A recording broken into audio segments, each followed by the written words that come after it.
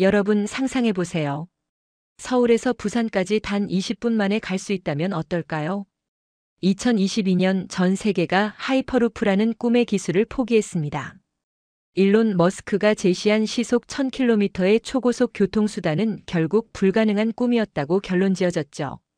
미국의 버진 하이퍼루프는 겨우 시속 172km를 기록하고 프로젝트를 중단했습니다. 개발 속도가 너무 느렸습니다. 중국은 실력이 모자랐고 일본은 능력이 안 되었습니다.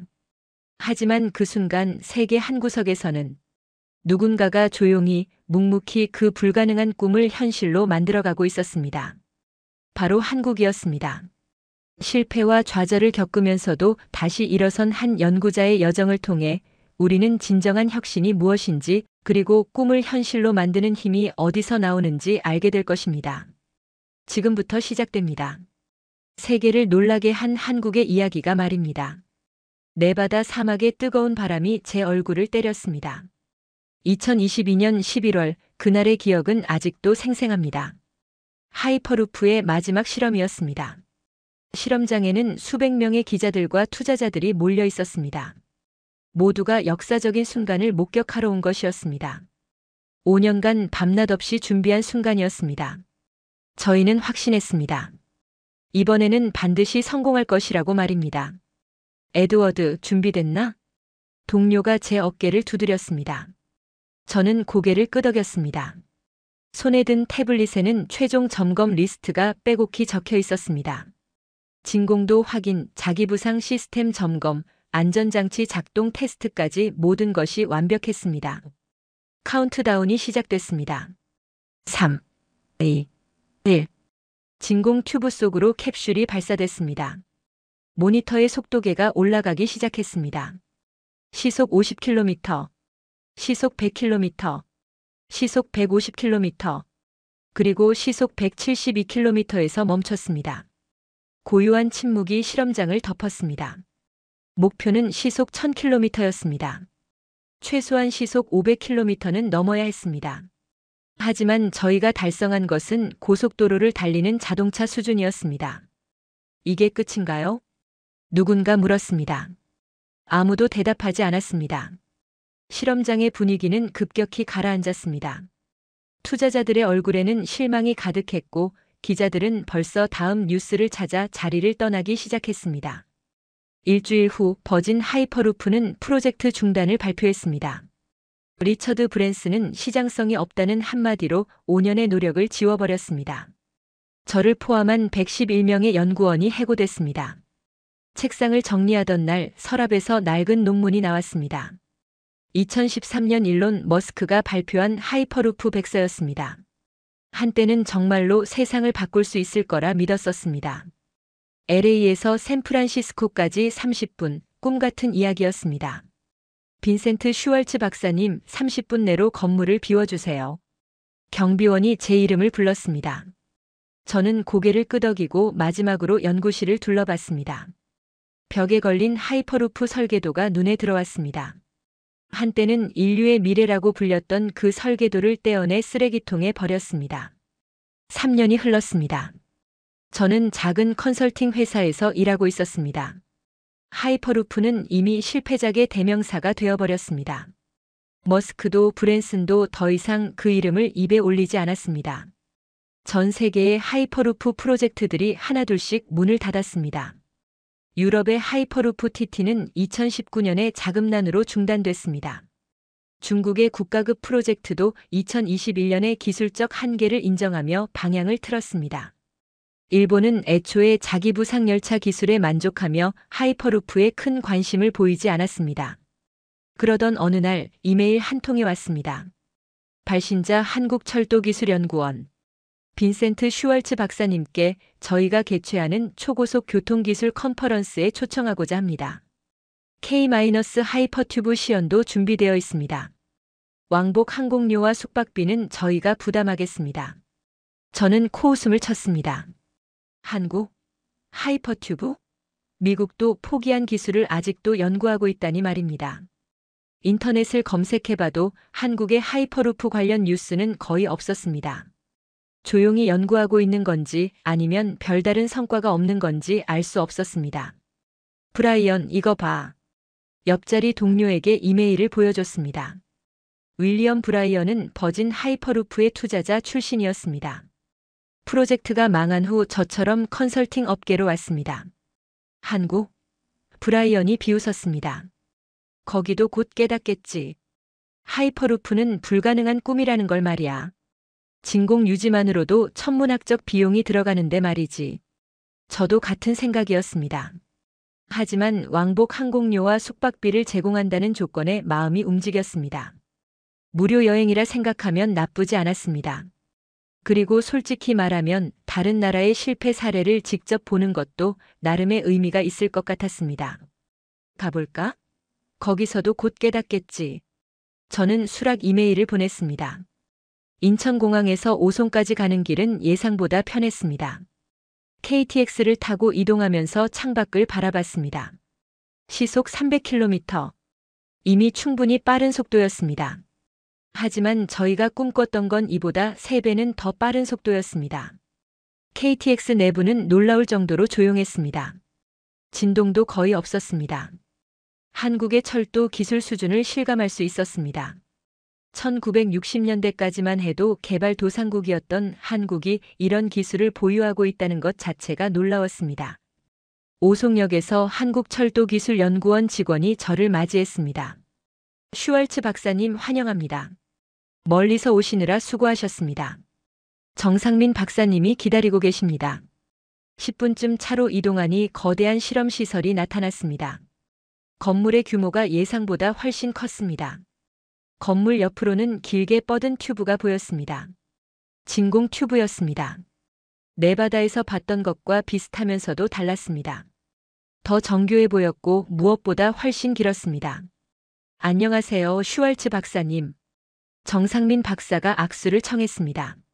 40대 중반쯤 되어 보이는 차분한 인상의 여성이었습니다. 눈빛에서 확신이 느껴졌습니다. 한때 저도 가졌던 그런 확신입니다. 그녀의 명함을 받아보니 K-하이퍼튜브 개발 총괄이라고 적혀 있었습니다. 시설이 인상적이네요. 15년 동안 준비해온 결과입니다. 정상민 박사가 미소 지었습니다. 머스크가 백서를 발표하기 전부터 저희는 이미 연구를 시작했었거든요. 저는 놀랐습니다. 2013년 이전부터? 그럼 2009년부터 시작했다는 얘기였습니다. 미국보다 먼저 시작했다니 말입니다. 그런데 왜 이제서야 알려지는 건가요? 조용히 연구해 왔습니다. 정상민 박사가 제 표정을 읽었는지 설명했습니다. 화려한 발표나 과장된 홍보 대신 묵묵히 데이터를 쌓아왔죠. 실험실로 들어가니 브라이언이 벌써 와 있었습니다. 컨퍼런스 참석자들이 모두 모여 있었습니다. 독일, 프랑스, 일본, 중국에서 온 연구자들이 보였습니다. 대부분 회의적인 표정이었습니다. 저처럼 실패를 경험한 사람들이었을 것입니다. 오늘 보여드릴 실험은 아진공 튜브에서의 초고속 주행입니다. 정상민 박사가 설명을 시작했습니다. 목표 속도는 시속 1000km입니다. 브라이언이 콧방귀를 뀌었습니다. 시속 1000km? 저희도 그걸 목표로 했었죠. 결과는 시속 172km였지만요. 저희도 처음엔 시속 50km도 달성하기 어려웠습니다. 정상민 박사는 동요하지 않았습니다. 하지만 15년 동안 하나씩 문제를 해결해왔죠. 직접 보시죠. 모니터 화면이 켜졌습니다. 튜브 내부가 보였습니다. 캡슐이 대기하고 있었습니다. 디자인은 심플했습니다. 화려하지 않았지만 뭔가 다른 느낌이 들었습니다. 표면이 매끄럽고 공기역학적으로 최적화된 모습이었습니다. 진공도는 어느 정도입니까? 제가 물었습니다. 100파스칼입니다. 완전 진공은 아니지만 충분한 수준이죠. 저희만의 특별한 진공 유지 기술이 있습니다. 100파스칼. 저희가 실험했던 것보다 훨씬 낮은 압력이었습니다. 어떻게 그런 진공도를 유지하는지 궁금했습니다. 카운트다운이 시작됐습니다. 저는 숨을 멈췄습니다. 네바다에서의 그날이 떠올랐습니다. 실패의 기억이 되살아났습니다. 캡슐이 움직이기 시작했습니다. 속도계의 숫자가 빠르게 올라갔습니다. 시속 100km, 시속 200km, 시속 300km. 제 심장도 함께 빨라졌습니다. 시속 400km, 시속 500km, 시속 600km. 이미 저희가 달성하지 못한 속도였습니다. 시속 700km, 시속 800km, 시속 900km. 실험실이 조용해졌습니다. 모두가 숨을 죽이고 모니터를 바라봤습니다. 그리고 마침내 시속 1017km. 불가능해. 누군가 중얼거렸습니다. 아마 저였을 것입니다. 브라이언의 얼굴이 일그러졌습니다. 속도만 나오면 뭐합니까? 상용화는 못할 텐데요. 진동은요? 소음은요? 안전성은요? 승객이 탈 수 있는 수준인가요? 정상민 박사가 고개를 돌렸습니다. 그것도 보여드리죠. 내일 진동 테스트가 있습니다. 다음 날 저희는 대형 스크린 앞에 모였습니다. 실험실에는 어제보다 더 많은 사람들이 모여 있었습니다. 한국의 언론사 기자들도 몇 명 보였습니다. 이제 보여드릴 영상은 지난주에 진행한 승차감 테스트입니다. ISO 2631 기준에 따라 측정했죠. 화면이 켜지자 캡슐 내부가 보였습니다. 제가 놀란 건 캡슐 안에 설치된 특별한 장치였습니다. 작은 테이블 위에 커피잔이 놓여 있었고 그 옆에는 정밀 진동 측정기가 있었습니다. 커피는 잔의 90%까지 채워져 있었습니다. 일반적인 고속열차에서는 상상할 수 없는 일이었습니다. 이건 실제 실험인가요? 아니면 시연용인가요? 독일 연구자가 물었습니다. 실제 실험입니다. 저희는 매주 이런 테스트를 진행하고 있습니다. 시작하겠습니다. 캡슐이 움직이기 시작했습니다. 속도계가 시속 100km, 시속 200km, 시속 300km를 차례로 찍었습니다. 저는 커피잔을 뚫어지게 바라봤습니다. 조금이라도 흔들릴 거라고 예상했으니까요. 하지만 커피 표면은 잔잔했습니다. 시속 500km를 넘어서도 변화가 없었습니다. 저는 눈을 비볐습니다. 이게 가능한가요? 네바다에서 실험할 때는 시속 100km만 넘어도 모든 게 덜컹거렸는데요. 잠깐, 이거 실제 속도가 맞습니까? 제가 물었습니다. 화면에는 빠르게 나오는데 실제로는 천천히 가는 거 아니죠? 브라이언도 거들었습니다. 맞아요. 조작한 거 아닙니까? 커피가 저렇게 잔잔할 리가 없어요. 박지호라는 젊은 연구원이 웃으며 대답했습니다. 실시간으로 측정되도록 설계했어요. 의심스러우시면 측정 데이터를 보여드릴게요. 화면이 분할되면서 각종 그래프가 나타났습니다. 진동 측정값, 가속도 센서 데이터, 외부 속도 측정값이 실시간으로 표시됐습니다. 모든 데이터가 영상과 일치했습니다. 어떻게 이게 가능하죠? 저는 진심으로 궁금했습니다. 초전도 자기부상이 1차로 진동을 차단합니다. 정상민 박사가 상세히 설명했습니다. 그리고 저희가 개발한 능동형 재진 시스템이 남은 미세 진동까지 잡아주죠. 0.001초 단위로 진동을 예측하고 반대 파동을 생성해 상쇄시킵니다. 화면에서 속도가 시속 700km를 넘었습니다. 시속 800km, 시속 900km. 저는 숨을 멈췄습니다. 그리고 마침내 시속 1000km, 정확히 시속 1017km에서 영상이 정지됐습니다. 커피잔 클로즈업 화면이 나왔습니다. 커피 표면에는 단 하나의 파문도 없었습니다. 그 순간 저는 과거를 떠올렸습니다. 2022년 네바다에서의 마지막 실험. 그때 캡슐 안에 있던 테스트 장비들은 격하게 흔들렸습니다. 가속도계는 위험 수치를 가리켰고 더미에 부착된 센서는 탑승 불가 판정을 내렸습니다. 겨우 시속 172km였는데도 말입니다. 모든 게 흔들렸었습니다. 저희의 꿈도 희망도 그리고 투자자들의 신뢰도 말입니다. 세계에서 유일한 기술인가요? 제가 물었습니다. 네. 박지호가 자부심 가득한 목소리로 답했습니다. 시속 1000km에서 ISO 기준을 통과한 건 저희가 처음입니다. 일반 고속철도 수준의 승차감을 구현했죠. 실험실을 나오면서 저는 박지호 연구원에게 물었습니다. 이런 수준까지 오는데 얼마나 걸렸습니까?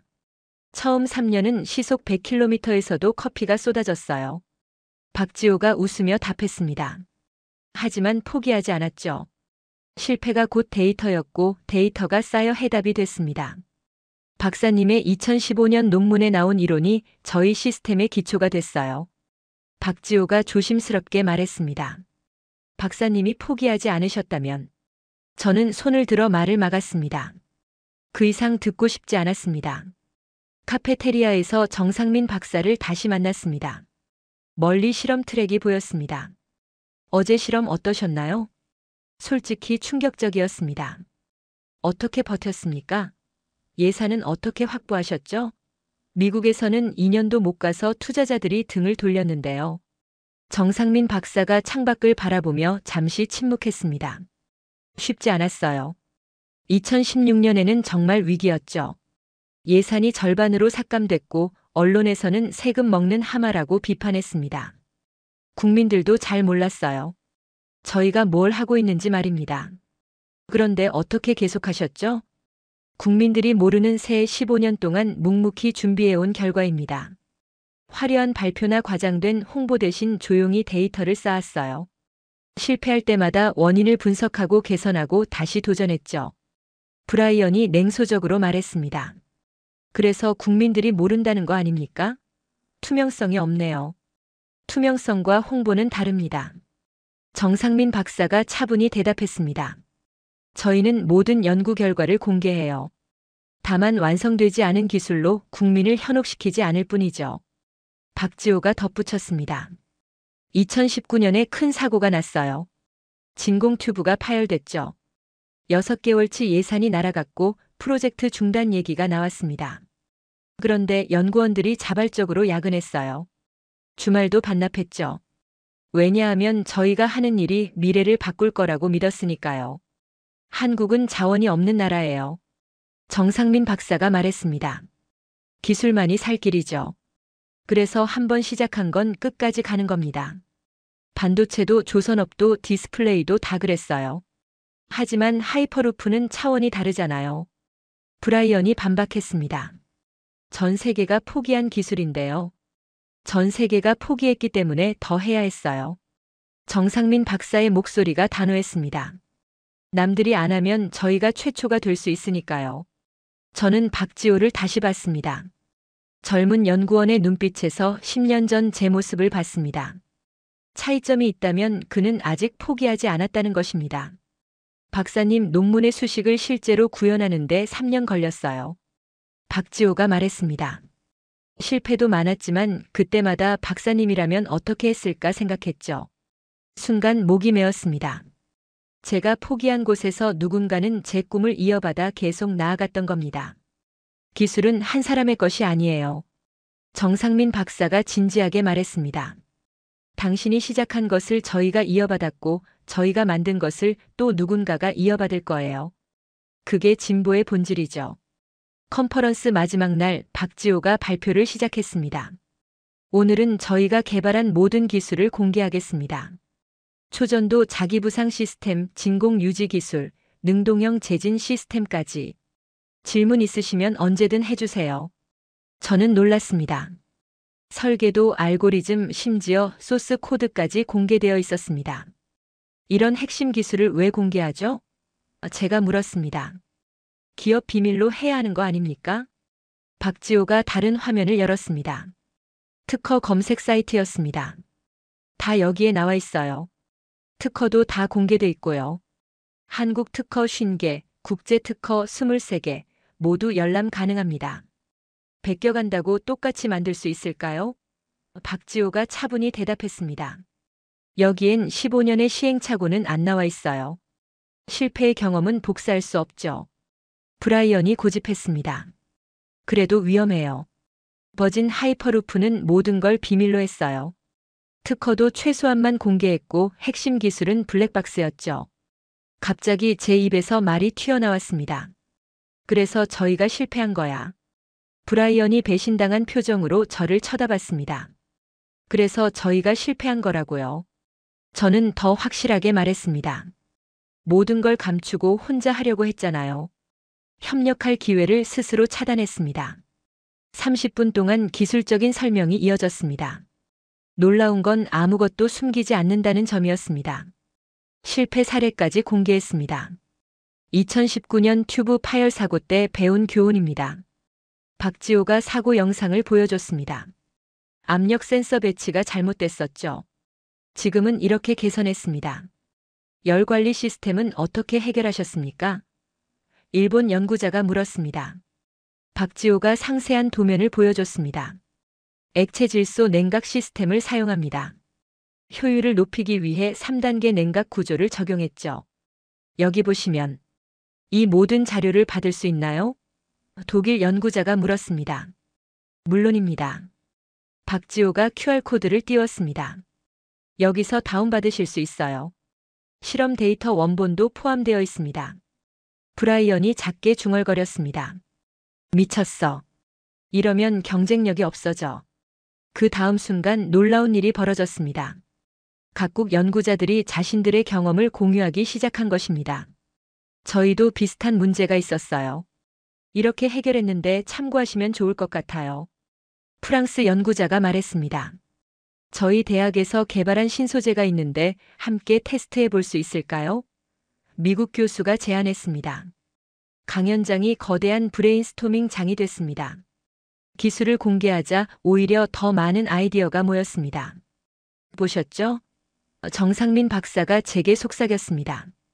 이게 공개의 힘입니다. 저희가 주면 더 돌아와요. 강연이 끝난 후 박지호가 제게 다가왔습니다. 슈왈츠 박사님 어떠셨어요? 충격적이었어요. 저희는 특허 하나도 아껴가며 숨겼는데. 그래서 혼자 남으신 거 아닐까요? 박지호가 조심스럽게 말했습니다. 저는 할 말이 없었습니다. 맞는 말이었으니까요. 저희는 기술을 금고에 가뒀고 결국 그 금고와 함께 묻혔습니다. 원장실에서 마지막 미팅이 진행됐습니다. 벽에는 역대 대통령들이 연구원을 방문했던 사진들이 걸려 있었습니다. 정권이 바뀔 때마다 다른 얼굴들이 왔지만 그 옆에는 항상 같은 연구원들이 서 있었습니다. 슈왈츠 박사님 앉으세요. 원장이 차를 권했습니다. 한국의 K 하이퍼튜브에 대해 어떻게 생각하십니까? 솔직히 놀랐습니다. 미국이 포기한 기술을 여기서는 계속 발전시키고 있으니까요. 원장이 고개를 끄덕였습니다. 15년 동안 쉽지 않았습니다. 정권이 5번 바뀌었죠. 그때마다 실현 가능성이 있냐는 질문을 받았습니다. 브라이언이 끼어들었습니다. 그럼 어떻게 살아남았습니까? 미국에서는 정권 바뀌면 예산부터 잘리는데요. 정권은 바뀌어도 기술은 남습니다. 정상민 박사가 대답했습니다. 저희는 사람을 위한 걸 만들고 있어요. 서울에서 부산까지 20분. 이건 여당을 위한 것도 야당을 위한 것도 아닙니다. 국민을 위한 거죠. 이상적인 말씀이네요. 브라이언이 비웃었습니다. 현실은 다르죠. 정치인들은 당장 표가 되는 것만 하네요. 원장이 서랍에서 두꺼운 보고서를 꺼냈습니다. 이게 저희의 로드맵입니다. 2009년에 만들어서 매년 업데이트하고 있죠. 정권이 바뀔 때마다 이걸 들고 설명하러 갑니다. 저는 보고서를 펼쳐봤습니다. 2038년까지의 계획이 상세히 나와 있었습니다. 기술 개발 단계, 필요 예산 예상 효과까지. 놀라운 건 지난 15년간의 진행 상황이 계획과 거의 일치한다는 점이었습니다. 2013년에 예산이 반토막 났을 때도 포기하지 않았습니다. 원장이 말했습니다. 연구원들이 자발적으로 야근하고 주말도 반납했죠. 박지호가 거들었습니다. 저희 아버지가 그러시더라고요.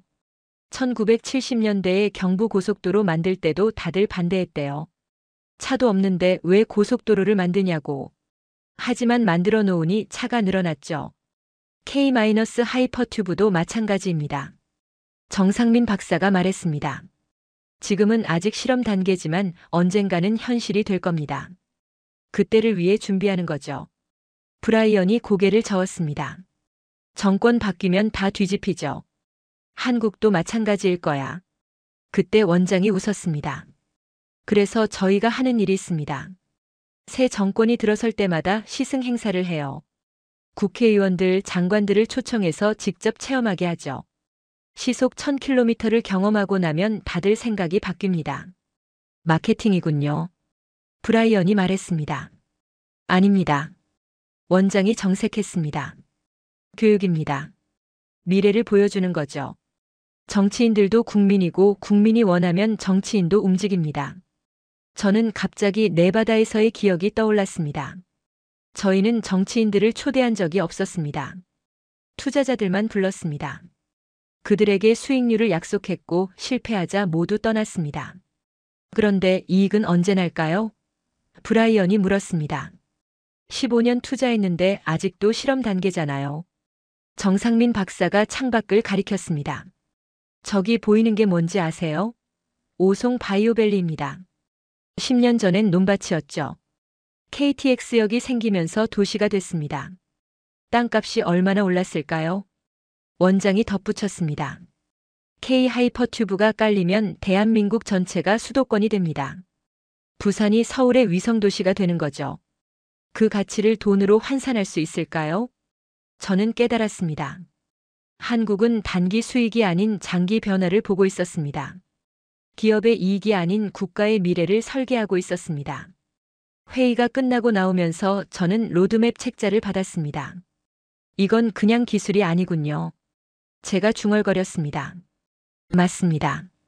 정상민 박사가 미소 지었습니다. 이건 저희 아이들이 살아갈 미래입니다. 정권이 바뀌어도 정치인이 바뀌어도 미래는 바뀌지 않죠. 서울로 돌아온 마지막 날 저녁 호텔 근처 카페에서 박지호를 우연히 만났습니다. 이거 보세요. 저는 가방에서 2015년에 작성했던 하이퍼루프 보고서를 꺼냈습니다. 제가 10년 전에 쓴 겁니다. 한때는 이게 세상을 바꿀 거라고 믿었죠. 박지호가 조심스럽게 페이지를 넘겼습니다. 이 수치 저희가 달성한 것과 거의 같네요. 박사님도 시속 1000km를 목표로 하셨군요. 목표였죠. 저는 씁쓸하게 웃었습니다. 하지만 시속 172km에서 멈췄습니다. 왜 구현하지 못하셨죠? 시간이 없었어요. 투자자들이 빠른 결과를 원했고 저희는 제대로 된 실험도 못하고 시연회를 열어야 했죠. 준비가 안 됐는데도 말입니다. 박지호가 고개를 끄덕였습니다. 저희도 비슷한 압박을 받았어요. 2016년에는 정말 프로젝트가 취소될 뻔했죠. 하지만 여러분은 멈추지 않았죠. 제가 그의 말을 받았습니다. 네. 박지호가 미소 지었습니다. 기술도 중요하지만 더 중요한 건 인내였어요. 박사님의 이론은 완벽했어요. 다만 그걸 실현할 시간이 부족했을 뿐이죠. 저는 커피잔을 내려다봤습니다. 그리고 갑자기 모든 게 선명해졌습니다. 제가 계산했던 수치와 오송에서 본 실험 결과가 겹쳐 보였습니다. 시속 1000km. 제가 꿈꿨던 바로 그 속도를 한국이 실현했습니다. 그걸 왜 저희는 못했을까요? 제 목소리가 떨렸습니다. 박지호가 잠시 침묵했다가 조용히 말했습니다. 못한 게 아니라 멈춘 거 아닐까요? 박사님의 연구는 틀리지 않았어요. 다만 너무 일찍 포기하신 거죠. 저는 손으로 얼굴을 가렸습니다. 10년간 억눌렀던 후회가 밀려왔습니다. 저희가 조금만 더 버텼다면, 투자자들의 압박을 조금만 더 견뎠다면 혹시 저희도 해낼 수 있지 않았을까요? 슈왈츠 박사님, 후회하지 마세요. 박지호가 제 어깨에 손을 얹었습니다. 박사님이 뿌린 씨앗이 한국에서 꽃을 피운 겁니다. 기술에는 국경이 없잖아요. 하지만 전 포기했어요. 제 목소리가 갈라졌습니다. 시속 172km에서 멈추고 도망쳤죠. 그런데 여러분은 계속 갔어요. 박지호가 자신의 가방에서 뭔가를 꺼냈습니다. K-하이퍼튜브 로고가 새겨진 작은 모형이었습니다. 이거 드릴게요. 그가 말했습니다. 저희가 만든 캡슐 모형이에요. 박사님의 설계를 참고해서 만들었죠. 어떤 의미에서는 박사님도 함께 만드신 거예요. 저는 떨리는 손으로 모형을 받았습니다. 작지만 정교했습니다. 마치 제 잃어버린 꿈을 축소해 놓은 것 같았습니다. 기술도 인내도. 한국은 멈추지 않았어요. 박지호가 일어서며 말했습니다. 그리고 박사님도 아직 늦지 않았어요. 다시 시작할 수 있습니다. 박지호가 떠난 후 저는 한참 동안 그 자리에 앉아 있었습니다.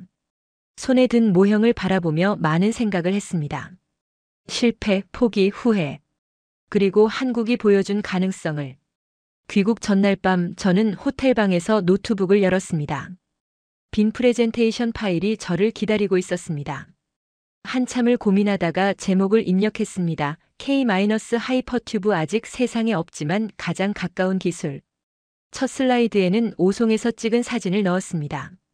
시속 1017km를 가리키는 속도계였습니다. 그 다음 슬라이드에는 흔들리지 않는 커피잔. 그리고 15년간의 연구 기록을 정리했습니다. 새벽 3시까지 작업했습니다. 단순한 기술 보고서가 아니었습니다. 한국이 보여준 가능성에 대한 이야기였습니다. 실패를 딛고 일어선 사람들, 포기하지 않은 연구자들, 그리고 정권을 넘어선 비전에 대한 기록이었습니다. 똑똑. 문을 두드리는 소리에 고개를 들었습니다. 브라이언이었습니다. 아직 안 잤어? 그가 들어오며 물었습니다. 발표 자료를 만들고 있었어요. 저는 화면을 보여줬습니다. 브라이언이 제목을 읽고 한숨을 쉬었습니다. 정말 이걸 발표할 거야? 클라이언트들이 뭐라고 할지 알아? 알아요. 하지만 진실을 말해야죠. 한국은 정말로 가능성을 보여줬어요. 아직 상용화도 안 됐잖아. 브라이언이 반박했습니다. 맞아요. 아직 안 됐죠. 저는 인정했습니다. 하지만 불가능하다고 했던 시속 1000km를 달성했어요. 진동 문제도 해결했고 15년간 꾸준히 발전시켰죠. 이게 가능성이 아니면 뭐겠어요? 브라이언이 잠시 침묵하다가 물었습니다. 그래서 뭐가 달라? 저희가 할 수 있는 건 없잖아요. 저는 가방에서 정상민 박사가 준 브로셔를 꺼냈습니다. 이건 기술이 아니라 태도예요. 포기하지 않는 태도, 함께 가려는 태도, 미래를 준비하는 태도. 그게 차이를 만들었죠. 다음 날 아침 공항으로 가는 길에 정상민 박사에게서 메시지가 왔습니다. 슈왈츠 박사님, 안전한 귀국 되시길 바랍니다. 언제든 다시 오세요. K-하이퍼튜브의 문은 항상 열려 있습니다. 저는 답장을 보냈습니다. 감사합니다. 곧 다시 뵙겠습니다. 이번엔 구경꾼이 아니라 참여자로요. 공항 라운지에서 저는 일기장을 꺼냈습니다. 이번 여행을 정리하고 싶었습니다. 펜을 들고 한참을 고민하다가 천천히 썼습니다. 한국은 아직 해내지 않았습니다. K-하이퍼튜브는 여전히 실험 단계고 상용화까지는 갈 길이 멉니다. 하지만 이상하게도 정말 해낼 것 같습니다. 잠시 멈췄다가 계속 썼습니다. 그들이 보여준 건 완성된 기술이 아니라 가능성이었습니다. 포기하지 않으면 언젠가는 된다는 믿음, 실패해도 다시 일어선다는 의지, 함께 가면 더 멀리 갈 수 있다는 철학. 그게 한국이 가진 진짜 기술이었습니다. 비행기가 이륙했습니다. 창밖으로 서울이 점점 작아졌습니다. 하지만 제 마음속에서 한국은 더 커졌습니다. 불가능을 가능으로 바꾸는 나라, 미래를 포기하지 않는 나라로 말입니다. 가방 속 하이퍼튜브 모형을 만져봤습니다. 작지만 묵직했습니다. 마치 한국이 보여준 15년의 무게처럼 말입니다. 그리고 깨달았습니다. 이건 단순한 기념품이 아니라 약속이라는 걸 말입니다. 포기하지 않겠다는, 다시 시작하겠다는 약속 말입니다. 일기장의 마지막 페이지에 한 줄을 더 추가했습니다. 한국은 증명했습니다. 꿈은 죽지 않는다고, 단지 잠시 멈출 뿐이라고. 그리고 누군가 다시 시작하면 그 꿈은 현실이 된다고. 창밖에 구름 위로 햇빛이 쏟아졌습니다. 새로운 시작을 알리는 빛처럼 말입니다. 6개월이 지났습니다. 제 발표는 예상보다 큰 반향을 일으켰습니다. 한국의 하이퍼튜브, 세계가 포기한 꿈의 부활이라는 제목으로 여러 매체에 소개됐습니다. 물론 회의적인 반응도 많았습니다. 아직 상용화되지 않은 기술, 과장된 성과라는 비판도 있었습니다. 하지만 흥미로운 일이 벌어졌습니다. 유럽, 일본, 심지어 중국에서도 하이퍼루프 연구를 재개한다는 소식이 들려왔습니다. 한국이 보여준 가능성에 자극받은 것이었습니다.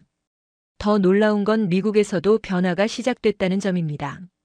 몇몇 대학에서 관련 연구를 시작했고 벤처 캐피털들이 다시 관심을 보이기 시작했습니다. 저도 새로운 팀을 꾸렸습니다.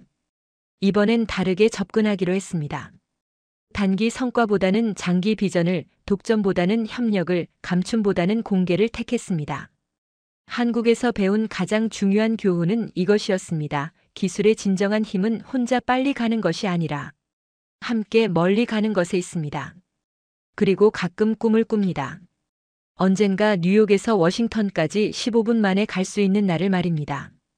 그 안에서 커피를 마시며 창밖 풍경을 감상할 수 있는 날을 말입니다.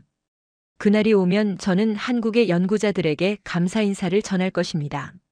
세계가 포기했을 때도 꿈을 포기하지 않았던 그들에게 말입니다. 저는 지금도 가끔 그때를 떠올립니다. 시속 1000km로 달리는 캡슐과 흔들리지 않는 커피잔, 그리고 묵묵히 자신의 길을 가는 한국의 연구자들을 말입니다. 그들이 정말 해낼까요? 저는 믿습니다. 왜냐하면 그들은 멈추지 않으니까요. 꿈은 죽지 않습니다. 단지 잠시 멈출 뿐입니다. 그리고 누군가 다시 시작하면 그 꿈은 현실이 됩니다. 재미있게 들으셨나요? 시청해주셔서 감사합니다. 여러분의 댓글 하나하나가 다음 이야기를 들려드리는 힘이 됩니다. 구독, 좋아요 꼭 눌러주시고 알림 설정까지 해주시면 정말 감사하겠습니다. 다음 시간에는 더 재미있고 좋은 이야기로 찾아뵐 것을 약속드립니다. 감사합니다.